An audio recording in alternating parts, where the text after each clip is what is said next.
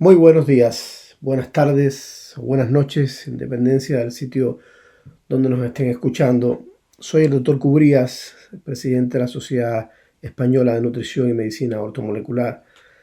Soy médico clínico de formación, literalmente enamorado del ambiente molecular, de lo que pasa a nivel biológico en muchísimas de las patologías que vemos cada día y en poder entender justamente estas alteraciones de orden biológico para intentar devolver un estado lo más objetivamente saludable a nuestros pacientes. En este caso, hemos generado esta ponencia a día 5 de abril del año en curso con el objetivo de explicar cómo creamos un protocolo de intervención integral en el COVID-19 justamente en todas sus fases. Y para comenzar, lo ideal sería decir que esto partió justamente el día 25 de marzo del 2020, hace muy poco tiempo, después que una exalumna nuestra nos comentase justamente lo que ven en pantalla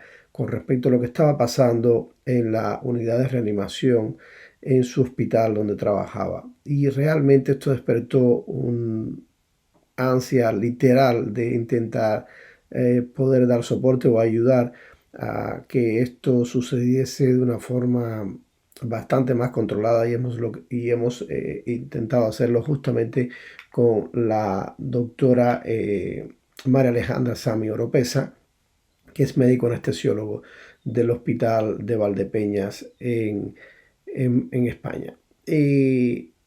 Nosotros hemos intentado aunar el conocimiento desde el punto de vista biológico, biomolecular, integral, clínico, asociado a la situación real que estaba aconteciendo en el hospital ese día 25, 26 de marzo, y hemos mantenido hasta la fecha una comunicación importante entre ambos para ver cuál va siendo el feedback de este abordaje teórico e integrativo de la tormenta de citoquinas inflamatoria del COVID-19, que en esencia es lo que realmente está provocando tanta perturbación en la evolución de este cuadro infeccioso. Para ello es crucial abordarlo desde esta imagen. Esta imagen es literalmente una imagen bonita que muestra objetivamente las fases o los estadios en los cuales podemos clasificar la evolución de esta enfermedad, de la severidad de esta enfermedad. Vean ustedes que hay una fase inicial, una fase 1, una fase de infección temprana, donde se corresponde habitualmente por la respuesta viral y que trae consigo una serie de síntomas clínicos y de signos clínicos.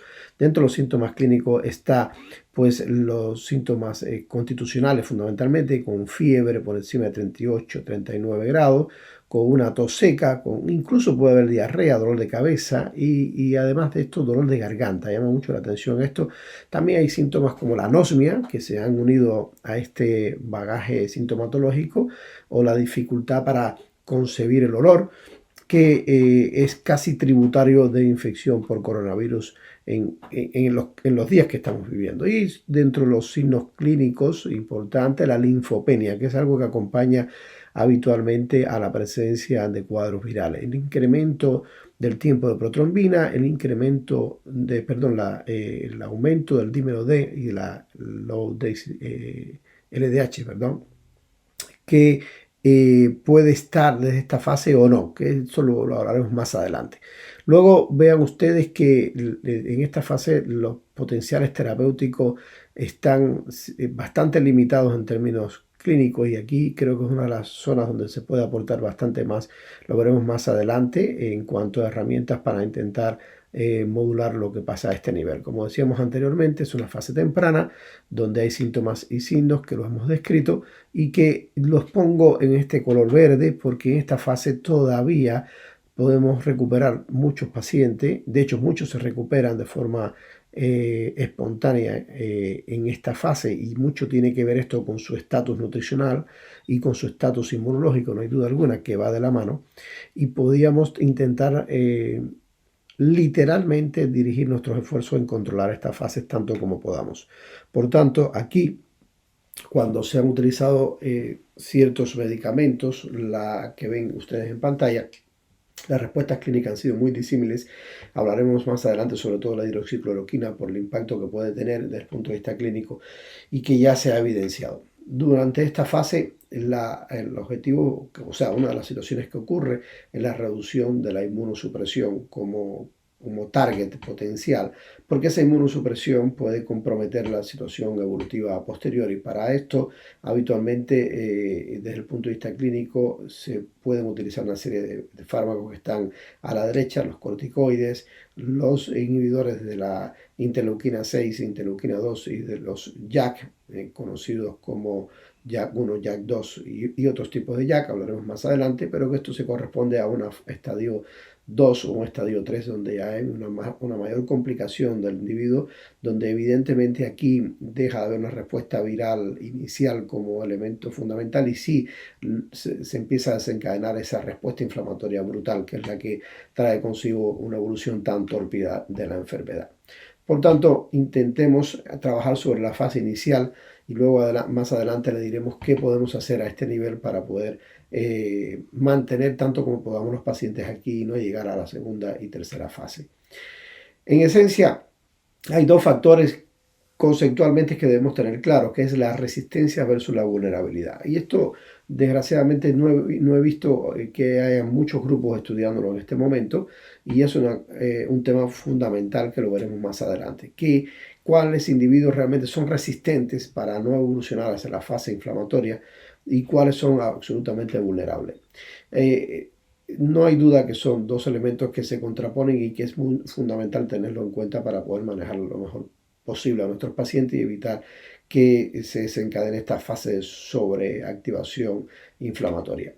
Dentro de los elementos que generan vulnerabilidad, no hay duda alguna, están las patologías. ¿Qué patologías? Patologías cardiovasculares, autoinmunes, respiratorias, neurológicas, metabólicas, incluso digestivas de tipo funcionales.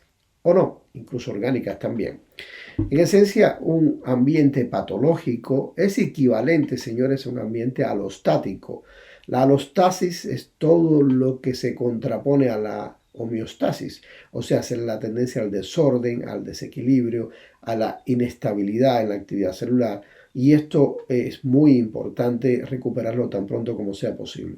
Es por ello que dentro de los pacientes vulnerables se cita a los pacientes con más de 65 años, y esto es algo que se puede cuestionar. Es cierto que la mayoría de los pacientes que tienen más de 65 años, por el propio proceso de envejecimiento y patologías que ya puedan portar, suelen ser vulnerables. Pero tenemos pacientes nuestros incluso que tienen más de 65 años, que tienen una actividad física estupenda, hacen actividad física, entrenan, que se cuidan en términos de su aspecto nutricional, que además se cuidan con otras situaciones importantes como el darle valor a los ritmos circadianos y estos pacientes pueden estar en un estatus de bastante menos vulnerabilidad que sus compañeros cronológicamente hablando en términos de edad, ¿ok?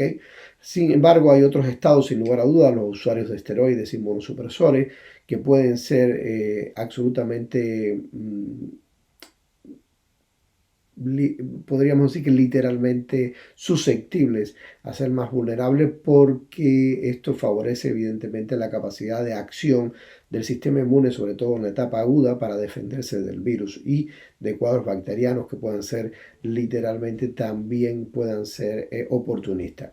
En los fumadores, que apenas se tiene en cuenta o se da por hecho y no se menciona y sigue la gente fumando literalmente a pesar de andar con mascarillas y con guantes, pero fuman y muchos de ellos fuman más, porque acuérdense que el hábito de fumar constituye un elemento dopaminérgico. El individuo cuando está confinado y tiene dificultad de restricción tiende a buscar elementos que generen estados dopaminérgicos, por tanto aumenta justamente la cantidad de cigarrillos que fuma y esto lo hace absolutamente vulnerable. Los desnutridos, otro tema sumamente importante y hoy pensamos que los desnutridos no existen y es una realidad literalmente escondida porque hay muchísimos pacientes desnutridos, incluso obesos desnutridos, donde vemos que cuando estudiamos los componentes correspondientes a su estado nutricional en términos de proteicos, albúmina, prealbúmina y algunos oligoelementos, vitaminas, minerales y ácidos grasos, vemos que hay literalmente un desastre en ellos, y esto los hace absolutamente vulnerables, sobre todo aquellos en los cuales asociado a la desnutrición hay un desorden en los ácidos grasos de cadena larga de tipo ácidos grasos poliinsaturados de cadena larga. Ok, está hablado del eicosapentaenoico, el docoxahexanoico, que lo explicaremos más adelante. Los alcohólicos, sin lugar a duda, un individuo alcohólico es un individuo que está inmunosuprimido y es un individuo que está alostático por excelencia, por ende también es susceptible. Muchas veces los alcohólicos están desnutridos paralelamente hablando y muchas veces incluso son fumadores. Y los insomnios crónicos, otro tema que no se menciona y que es sumamente importante. O sea, las alteraciones del sueño inmunodeprimen de forma consistente y hay muchísimos pacientes con alteraciones del sueño que evidentemente son vulnerables también. Y hay muchos pacientes jóvenes que tienen estas alteraciones y que son de los que hoy en día están evolucionando sin lugar a duda bastante peor con la patología en términos de evolución hacia los estadios 2 y 3.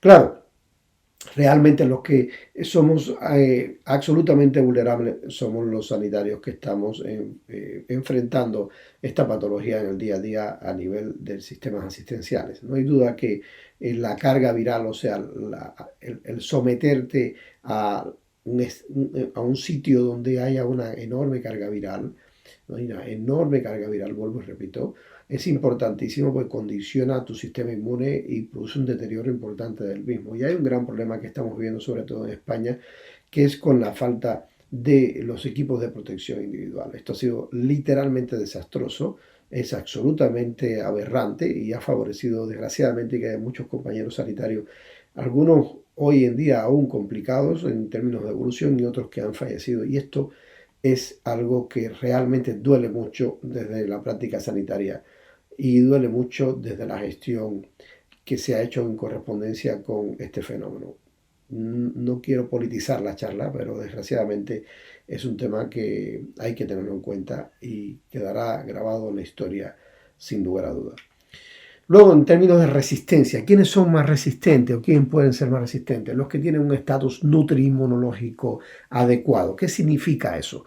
Que tengan buenos niveles de albúmina y de prealbúmina. Y esto parece ser que cualquier individuo que ande haciendo sus actividades en el día a día tiene un buen nivel de albúmina y prealbúmina. Y no es así. Basta medirlo y estudiarlo en nuestros pacientes para que veamos que realmente no es como pensamos. Un individuo que tenga la capacidad de ingerir un alimento proteico al día no significa que tenga unos niveles de albúmina y prealbúmina 100% bien. Lo vemos cada día en clínica, hay que tenerlo en cuenta. Otro factor importante son los niveles de vitamina C. Basta estudiar vitamina C en los pacientes y vamos a ver que hay niveles bajísimos de vitamina C, muchísimos de los estudiados en la población, desde niños hasta adultos mayores. Y esto hay que tenerlo en cuenta, señores. La vitamina D. Acaba de ser publicado un estudio la semana pasada por un grupo en Turín que mostró que los pacientes que habían fallecido con coronavirus, X número de pacientes que se le hizo un estudio de vitamina D sobre la marcha, encontraron niveles paupérrimamente bajos de la misma. Hoy se sabe que la vitamina D tiene un efecto pleiotrópico muy importante en diferentes sitios de la inmunidad del ser humano y que actúa como un elemento evidentemente protector, incluso específicamente para el desarrollo de la infección por el coronavirus, y una vez que este se instala, es un frenador biológico de la translocación del NF-kappa beta desde el citoplasma al núcleo para inducir la cascada inflamatoria excesiva. Por eso es extremadamente importante tener valores adecuados de vitamina D. Luego de zinc y de cobre, sin lugar a duda, el ratio zinc-cobre es fundamental para la actividad de algunas enzimas nuestras del sistema antioxidación endógeno, pero a su vez el zinc es crucial para la activación de nuestro sistema inmune. Esto es fundamental. El selenio ha mostrado también en diferentes estudios que es crucial para participar en la maduración de la activación del sistema inmune, como el magnesio, e incluso, sin lugar a duda, algo que está hoy en día en boga, literalmente por el valor que tiene, es de los niveles de EPA y DHA en membrana celular. Es tremendo, la experiencia solo nos permite hablar con objetividad y contundencia en este factor, con más de 2.000 pacientes estudiados con ácidos grasos en membrana. donde la población en general tiene valores bastante más afectos de los que debía tener desde el punto de vista biológico del conocimiento hasta la fecha. Y esto es fundamental porque el EPA y el DHA actúan como frenos o moduladores de la respuesta inflamatoria, y en un síndrome de sobreactivación macrofágica como ocurre en las etapas 2 y 3 de la evolución del coronavirus, no hay duda alguna que actúan como elementos de booster, de amplificadores de la respuesta inflamatoria, los niveles inadecuados de EPA y DHA, y lo veremos más adelante. ¿Cómo abordamos todo esto? Es algo que empezamos a pensar en profundidad sobre el día 26 del mes anterior. Bueno, pues si nosotros vemos las publicaciones que hay hasta la fecha en correspondencia con la sobreexpresión de los receptores de la enzima convertidora de renina-angiotensina aldosterona, en este caso la ACE2, específicamente la ACE2, y el impacto que tiene este receptor de ACE2 sobreexpresado para favorecer la entrada del virus llamado endocitosis al alvéolo y limitar la salida, la exocitosis. Entonces, bueno, realmente es muy llamativo que en la actualidad todavía hayan muchísimas, de hecho, no conozco ninguna sociedad que represente las unidades de cardiovascular, sea de hipertensión arterial o enfermedades cardiovasculares, que haya tenido en cuenta el valor biológico conocido, racional, de la sobreexpresión de estos receptores en los pacientes que toman fármacos inhibidores de la enzima convertidora YARA2. Ellos comentan de que esto podría causar más daño que beneficio. Yo estoy de acuerdo que no es llegar y que el paciente se destete del tratamiento, porque podría inducir descompensaciones cardiovasculares, pero para eso estamos los médicos, que tenemos que tener la capacidad de poder utilizar herramientas absolutamente paralelas al manejo del paciente con hipertensión o enfermedad cardiovascular, que existen, dicho sea de paso, los beta bloqueadores, los anticálcicos, otra serie de fármacos antihipertensivos que no sobreexpresan los receptores AC2, porque estaríamos induciendo la llegada, la entrada literalmente a través de esa glucoproteína, que es como un mucus, que es como un imán literalmente al receptor AC2. Esa mucoproteína está en el spike del coronavirus, o sea, en esas espiguitas que vemos que lo titulan conceptualmente como un coronavirus, porque se simula una corona, y esto fomenta evidentemente el desarrollo del cuadro intraalveolar, y no solamente intraalveolar. Esto se ha visto que no se expresa solamente en el alvéolo pulmonar, sino que se expresa en otras células como las células cardíacas, el miocardiocito, se expresa incluso a nivel encefálico, y ya se está viendo encefalitis necrotizante en individuos que tienen evolución tórpida. Se expresa a nivel de diferentes órganos, no solamente a nivel pulmonar. Esto es muy importante tenerlo en cuenta, señores, y apenas cuesta realmente que hagamos una modificación en el tratamiento de los pacientes.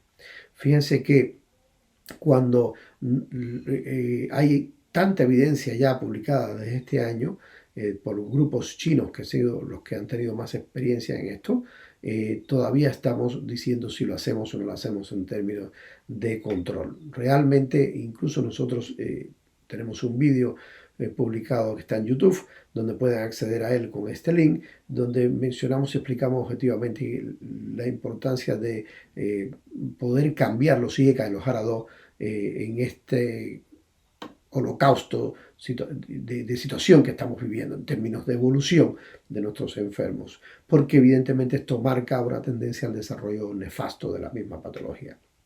Vean que hasta el 30 de marzo del 2020 el tratamiento en España, que se tenía aprobado a nivel de consenso, habitualmente general, aunque hay muchas herramientas que se utilizan o no se utilizan en dependencia de cierto laboratorio, perdón, de cierto hospital, es lo que ven en pantalla. O sea, infección leve sin neumonía es un individuo sintomático, vigilancia e hidroxicloroquina por 5 días. Esto es muy importante, lo hablaremos más adelante. Infección leve sin neumonía con comorbilidades mayores de 60 años, nuevamente sintomático, más vigilancia.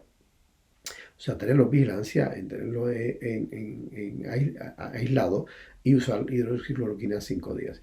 Y la neumonía no grave y la grave, utilizar pues estas opciones desde el punto de vista clínico. Realmente las respuestas no son iguales en esta fase, que es una fase de mayor gravedad, que en las fases anteriores. Ya lo hablaremos de ello. Si nosotros hacemos alusión a intentar explicar que hemos ayudado a crear por fases, podemos decir que uno de los objetivos fundamentales de trabajar sobre esta fase de respuesta viral es inmuneactivar, es el efecto antiviral, el efecto bloqueador de la entrada del virus al alveolo y a estas otras células que mencionamos anteriormente y modular la inflamación. Y para ello lo ideal es que construyamos una estrategia protocolar, por lo menos un abordaje, acercarnos a las herramientas que podíamos usar. Primero, retirar ECA y ARA2 si es usuario e implantar alternativas antihipertensivas. Dijimos que una de las más interesantes muchas veces son los anticálcicos y ahí tenemos una enorme cantidad de fármacos que podemos usar, incluso beta bloqueadores también en un paciente u otro, a elección evidentemente del médico internista o el médico de cabecera, que es quien conoce al paciente. Vitamina C. En este momento, en esta fase, que lo que necesitamos es inmuneactivar y ejercer un efecto de estrés oxidativo, es hacer que la vitamina C se convierta en un elemento que oxide a cualquier elemento a su vez que intenta hacerle daño al organismo, en este caso el virus. Utilizaremos vitamina C presumiblemente a razón de 1 gramo por kilo día en una infusión de 24 horas o 1/3 de la dosis cada 8 horas para tener infusión que podemos subdividir durante el día en 3. Pero en esencia, esta es una dosis, señores, en la cual la vitamina C se utiliza como un elemento prooxidante, como un elemento que se encargue de ayudar al sistema inmune a oxidar lo que le puede estar generando daño. Ese es el objetivo de utilizarla en esta dosis. Esta dosis no la podemos utilizar en la fase de respuesta inflamatoria, porque si la utilizamos en la fase de respuesta inflamatoria exacerbada, fomentamos más daño que beneficio, lo explicaremos más adelante.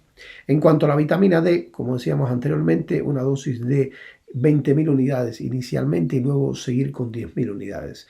Es una dosis de observacional, teniendo en cuenta la experiencia clínica en otras entidades y lo que se viene publicando hasta la fecha. Hay algunos autores incluso que expresan idealmente usar una dosis más alta, inicialmente de unas 50.000 unidades. Todo esto depende del momento de donde empiece el paciente a tratarse y si antes estaba tomando vitamina D o no, no hay duda alguna. Si no lo estaba tomando, los niveles eran paupérrimamente bajos, por debajo de 30 nanogramos por decilitro, pues entonces podríamos optar incluso por usar una dosis inicial de hasta 50.000 unidades y luego continuar con 10.000. Zinc 50 miligramos al día, magnesio 600 miligramos día, selenio 100 miligramos día. ¿Por qué estas dosis? Porque son las que han sido estudiadas de los años 60 hasta la fecha, mostrando favorecer la inmuneactivación. Y EPA y DHA a razón como mínimo de 1.5 gramos al día de EPA y de 800 miligramos de DHA. ¿Por qué? Porque es crucial para modular la respuesta inflamatoria. Más adelante lo vamos a ver. Y necesitamos literalmente modularla, o sea, utilizar herramientas que si tenemos que llegar a este estadio, haya menos combustible para inflamarnos. Ese es el objetivo, en palabras llanas. Y luego el dúo de la hidroxicloroquina con la citromicina. No hay duda alguna que no tendría otra mejor opción desde el punto de vista asociado al ámbito farmacológico y por el conocimiento establecido hasta la fecha, que no es mucho, pero es bastante potente en cuanto a la respuesta usando hidroxicloroquina y acitromicina. Lo veremos más adelante en una diapositiva y no hay duda alguna que podríamos utilizar una dosis inicial, según describe la literatura hoy, de 200 miligramos hasta 400 de dosis inicial y luego 200 miligramos cada día hasta llegar a 5 a 7 días. En esencia, muchas veces usando 100 miligramos al día ya podríamos tener un efecto muy favorecedor. El asunto aquí depende justamente de que no sabemos si nuestros pacientes son metabolizadores lentos, rápidos o normales de este fármaco y por ende las dosis se establecen sin tener este conocimiento y es difícil poder ajustarla 100%. Una opción a la citromicina estudiada es el Citrobiotic. El Citrobiotic es una marca del extracto de pomelo, lo hay de diferentes laboratorios. Nosotros tenemos experiencias con este y durante mucho tiempo lo hemos usado como elemento biológico que tiene una función muy acitromicina-like y con respuestas clínicas muy interesantes. Entonces yo creo que es algo que podemos tenerlo a mano como herramienta terapéutica. Y luego la ozonoterapia, yo creo que aquí tendría un valor fundamental. Yo no tengo experiencia en el uso de ozonoterapia, sí hay muchos compañeros que lo tienen, pero ozonoterapia, uno de los elementos que le categorizan como herramienta terapéutica es ser antivirucida. Por tanto, podría ser una opción absolutamente interesante en esta fase. Luego, vean ustedes, como les decía anteriormente, como hay sitios ya donde se han hecho publicaciones que la unión de la hidroxicloroquina con la citromicina genera una disminución importante en la gravedad del proceso en los pacientes que tienen el coronavirus. Por tanto, es absolutamente categóricamente demostrado ya. Y no debemos de dejar escapar esta opción para los pacientes que están en la fase o estadio 1. Volvemos a esta imagen muy bonita que lo describe todo ese estadio con bastante detalle para hacer énfasis entonces en lo que ocurre en cómo enfrentar este estadio 2 y 3, donde en el estadio 2 está subdividido en un 2A y un 2B. Realmente esto es docente por excelencia, pero se caracteriza porque hay respiraciones más cortas, empieza a haber alteraciones de la concentración de oxígeno, empieza a haber una imagen anómala en la radiografía de tórax o en el tórax o en el TAC, perdón, empiezan a elevarse las transaminasas, incluso puede haber un nivel normal o bajo de procalcitonina que luego se nos dispara más adelante en los estadios venideros negativos. Y luego, sin lugar a dudas, es estadio 3, donde hay una fase de hiperinflamación extremadamente importante que se caracteriza porque el paciente se nos choquea, porque hace una falla cardíaca, porque hace un gran distrés respiratorio y, consecuentemente, porque se elevan brutalmente los marcadores inflamatorios. ¿Qué marcadores inflamatorios se elevan? Pues de forma importante se eleva la PCR, la LDH, la interleuquina 6, el dímero D, la ferritina, la troponina, los péptidos, y el dímero D. Esto es muy importante tenerlo en cuenta. Hago alusión al dímero D por lo que vamos a ver más adelante. Aquí fundamentalmente se nos hace goloso el uso de corticoides en estos pacientes, a pesar del efecto teóricamente contradictorio del uso de corticoides en patologías virales con esta evolución, sencillamente porque genera más inmunosupresión y a su vez esto puede favorecer el desarrollo de gérmenes oportunistas, en este caso de bacterias oportunistas o de hongos oportunistas que puedan afectar la evolución del paciente. Pero si se ve fisiopatogénicamente que lo que está ocurriendo tiene mayor relación con la respuesta de sobreactivación macrofágica que con la misma presencia de gérmenes oportunistas, pues puede ser interesante el uso de esteroides. Hago alusión a estos marcadores inflamatorios que realmente creo que han sorprendido a la comunidad médica en general, porque una de las cosas que empezamos a adolecer en el manejo de nuestros pacientes es justamente los conceptos claros con respecto a la inflamación. Y si sabemos que lo que categoriza la tórpida evolución de esta enfermedad es la sobreactivación macrofágica asociada a la tormenta de citoquinas inflamatoria consecuente y el síndrome de hipercoagulabilidad, tenemos que tener en cuenta que necesitamos saber objetivamente de inflamación, pero de la A a la Z. Por eso nosotros en el máster de nutrición, medicina y práctica ortomolecular, que dicho sea de paso comenzará en pocos días en la segunda edición, hacemos énfasis en el conocimiento profundo de la inflamación, de los radicales libres y el estrés oxidativo como alteraciones transversales en la práctica clínica. O sea, esto no se puede eludir el conocimiento básico que hemos desgraciadamente posiblemente perdido en el camino de la práctica clínica y que se nos hizo o se nos enseñó teóricamente desde el primero al cuarto año de la carrera de medicina. Esto hay que recuperarlo, señores, esto hay que recuperarlo y realmente con júbilo y con alegría digo que muchos alumnos nuestros de la primera edición ya hablan de estos temas con soltura y empiezan a dar ideas para poder optimizarlo y esto es fundamental. Es fundamental.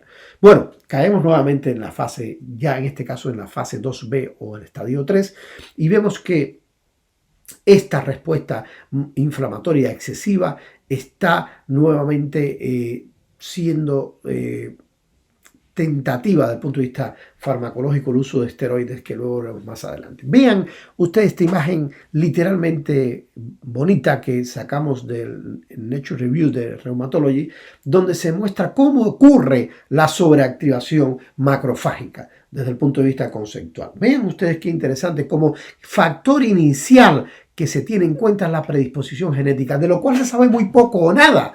Posiblemente sabemos más de lo epigenético que de lo propiamente genético para desarrollar un síndrome de sobreactivación macrofágica. Pero vean ustedes el segundo ítem, qué importante, y no hablamos de él, el background de la actividad inflamatoria. ¿De dónde partimos? Nuestro paciente es un paciente con una inflamación sistémica de bajo grado, ¿ya o no? Y esto desgraciadamente es un tema generalizado en la población, señores. Vivimos en un entorno absolutamente proinflamatorio. Tenemos pacientes asintomáticos con elevación de factor necrótico tumoral alfa, con interleuquina 6, con interleuquina 1, con interleuquina 18. Tenemos pacientes que ya tienen un precondicionamiento para desarrollar un cuadro de este tipo. ¿Cómo es posible entonces que esto no lo tengamos en cuenta? Claro, habrá que tenerlo en cuenta desde el punto de vista preventivo, porque vean ustedes si esto es bonito, literalmente hablando, que esta condición proinflamatoria, este background de la actividad inflamatoria del individuo es quien genera enfermedad cardiovascular, es quien genera enfermedad neurodegenerativa, es quien genera cáncer, algunos tipos de cáncer muy claramente asociados a este estado de inflamación crónico de bajo grado per se. Bien, pues vean quién es el tercer elemento. El tercer elemento, sin lugar a duda, es el trigger, es el gatillo. Y en este caso es el bicho, es el famoso coronavirus. Y de esto sabemos poco. Empezamos a saber algo recién. Y de lo que sabemos no lo estamos llevando a la práctica. Sabemos lo que mostramos anteriormente, que tiene esa glucoproteína en el spike que favorece la adhesión al tejido, en este caso al tejido alveolar o otros tejidos, y luego la expresión de los receptores de AC2.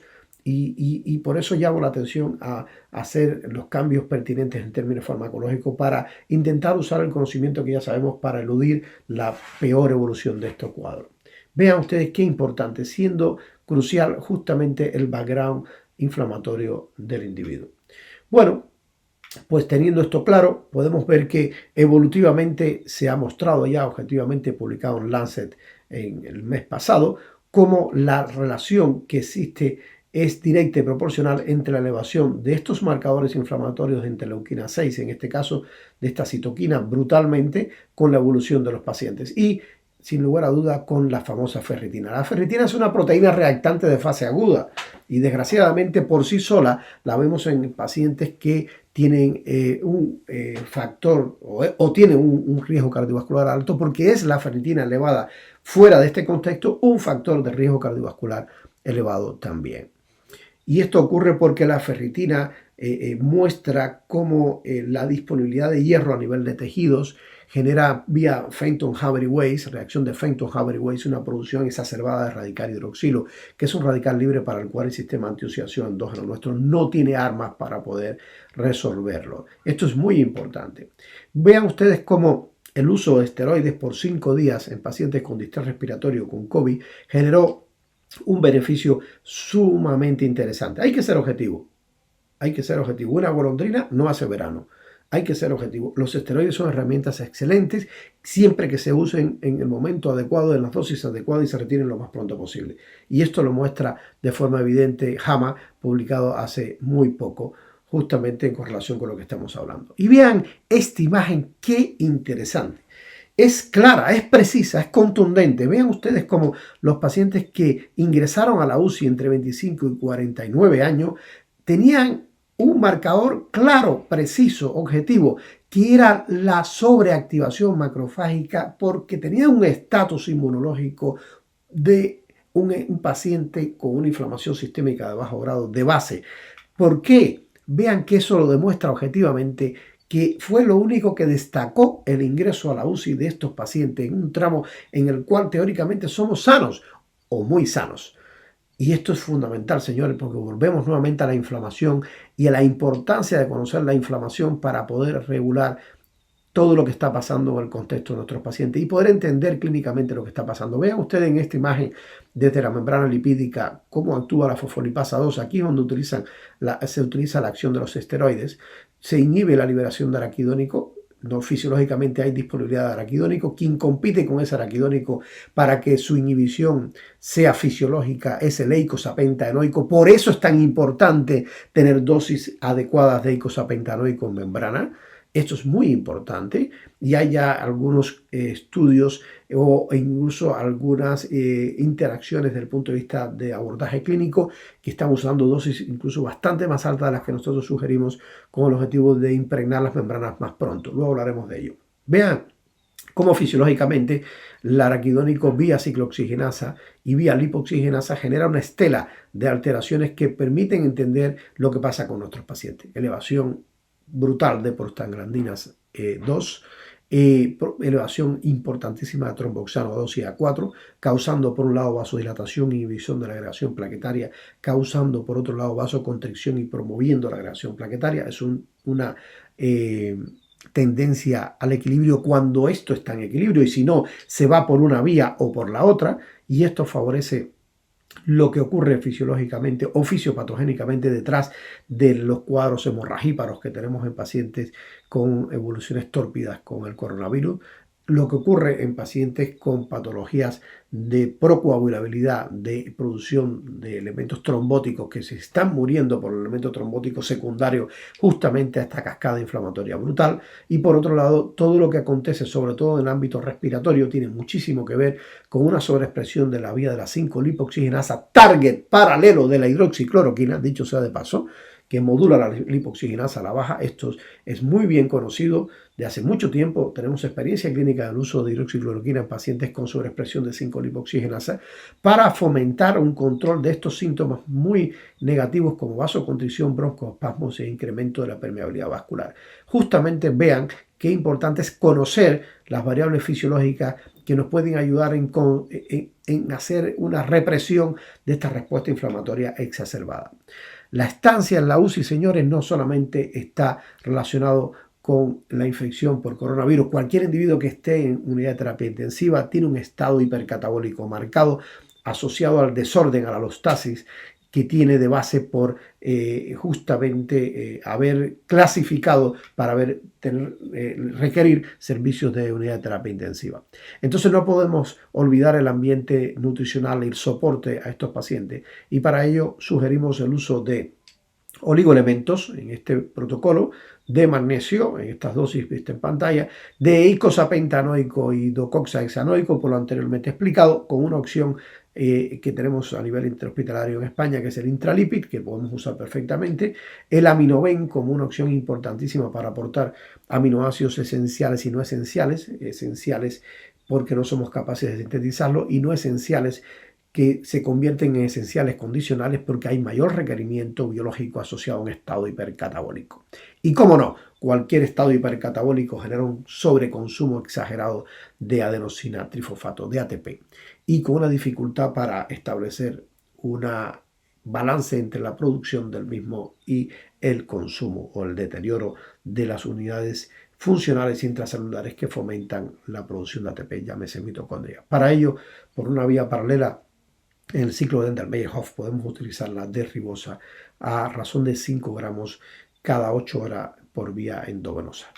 Luego, tener en cuenta algo que ya se ha mostrado en estudios como en la revista española de cardiología, donde se evidenció cómo la melatonina tenía un efecto pleiotrópico, como antioxidante, como antiinflamatorio, como antihipertensivo, como antitrombótico, como antilipidémico. Fíjense, una serie de complicaciones que ocurren en nuestros pacientes están justamente en este target, en este sentido.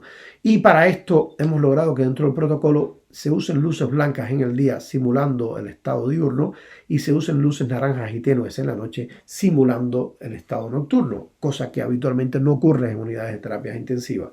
Y se ha propuesto el uso de melatonina en dosis como la que ven en pantalla, 500 miligramos cada 8 horas por vía endovenosa. Se extrae conceptualmente de trabajo del profesor Darío Acuña, presidente del Instituto Internacional de la Melatonina, y de un laboratorio de investigaciones en la Universidad de Granada. Él ha mostrado objetivamente cómo el uso de melatonina a estas dosis en pacientes críticos genera un beneficio insoslayable.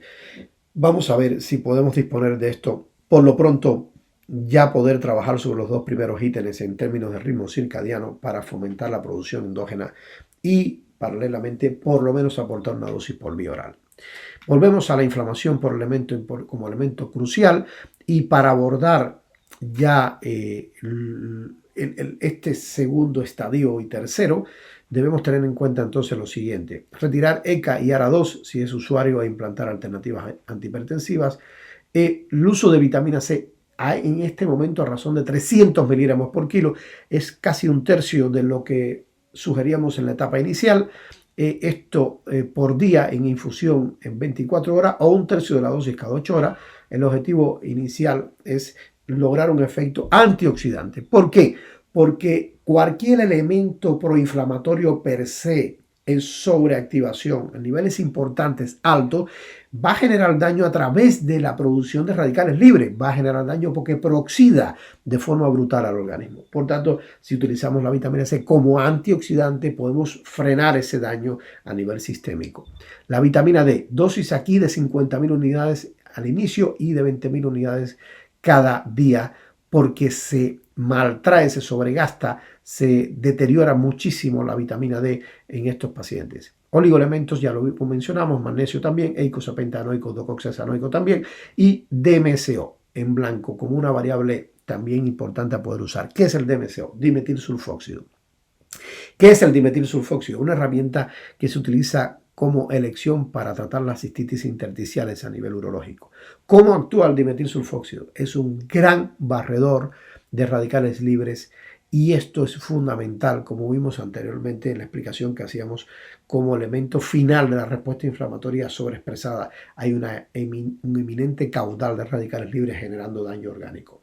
El DMSO es capaz incluso de contrarrestar los radicales libres inducidos por la elevación brusca de la ferritina como marcador inflamatorio, lo que, coadyuvando el cuadro del punto de vista negativo, favorecerá la producción de radical hidroxilo, que dijimos que no existía sistema antioxidación que lo bloquease, y el DMSO aquí tiene un rol importante porque es capaz de bloquear 100% los radicales hidroxilo. Esto es fundamental.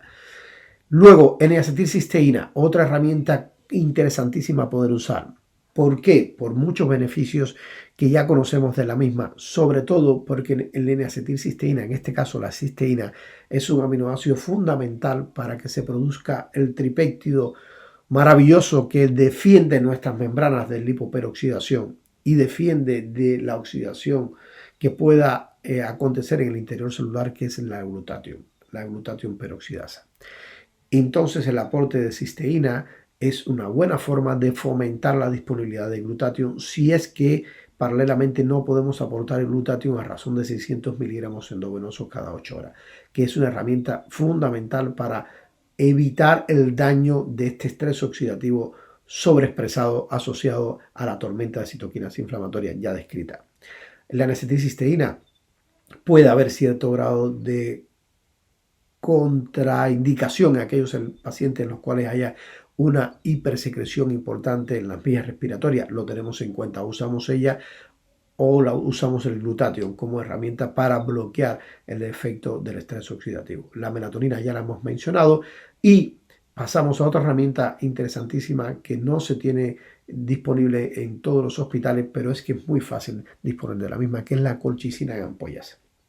La colchicina inhibe la migración leucocitaria macrofágica. O sea, estamos hablando de que el dueño de este cuadro es la sobreactivación macrofágica.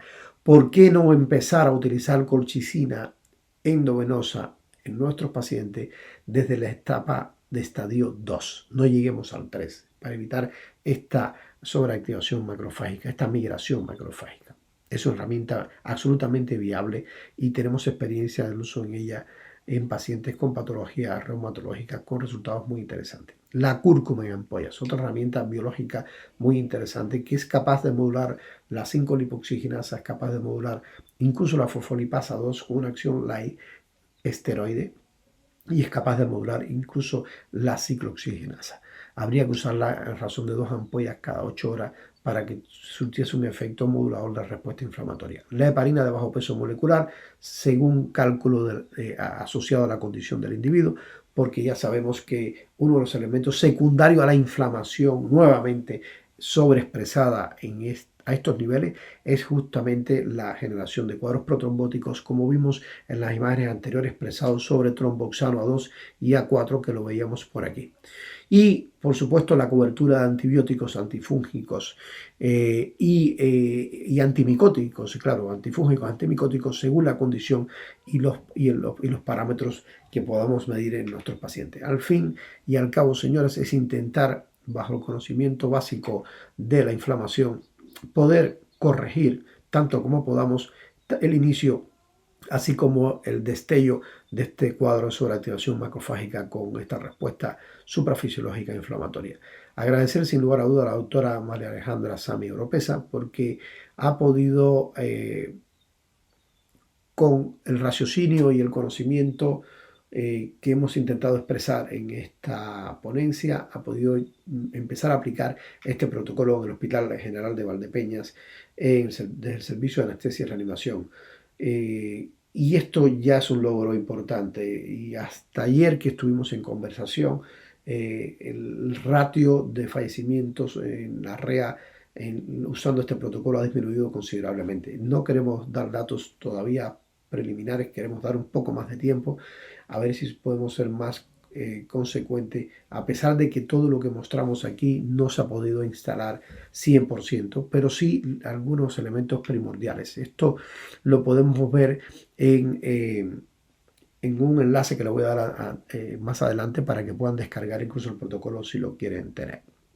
En esencia, señores, como conclusión y recomendaciones a día de hoy, tenemos un problema muy grande. Estamos participando en la edificación del conocimiento de esta patología y esto es muy importante. Por tanto, hay que estar muy al tanto de lo que se va sabiendo cada día con respecto a la misma. Los curados de COVID-19 con PCR negativa aún tienen riesgo de contagio. Por tanto, es importante tener un periodo de aislamiento entre 7 y 14 días y esto no se está haciendo en muchos países, en otros se está empezando recientemente.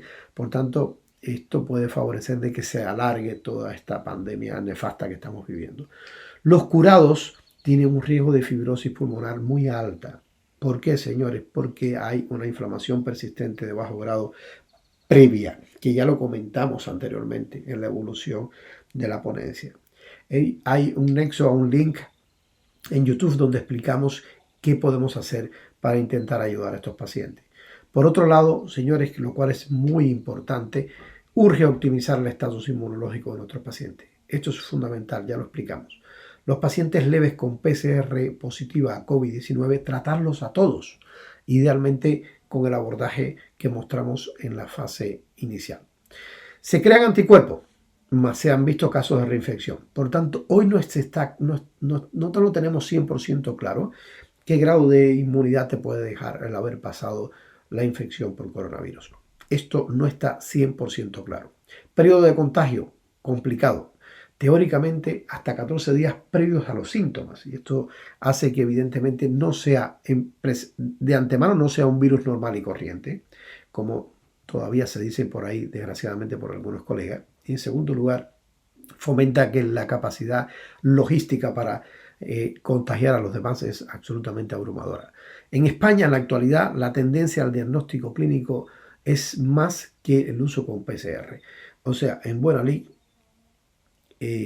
justamente lo que hablamos anteriormente en términos no solo contradictorios o no contradictorios, sino confusionales, hace que la experiencia que se está desarrollando en el ámbito clínico se esté utilizando como herramienta para el diagnóstico más que con PCR.